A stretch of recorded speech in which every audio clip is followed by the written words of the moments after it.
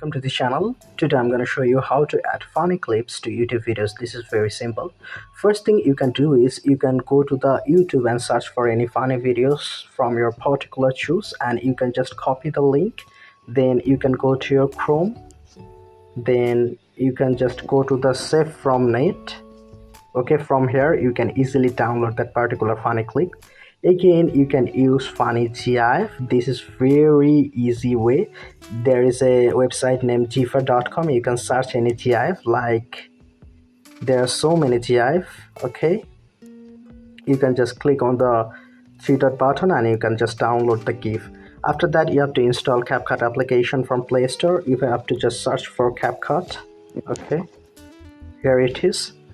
After downloading it, you have to just open it, then click new project, select your particular video where you want to add the funny clips or funny GIFs. So let's say this is the video where I want to add the funny clips. Click add from the bottom right corner. Then let's say this is the place where I want to add the funny clips. So you have to just click split from the bottom options. Okay, then you can see a plus button here. Click on it. Then you have to go to the photos option and select your particular GIF, then click add from the bottom right corner. You can see that the GIF has been added.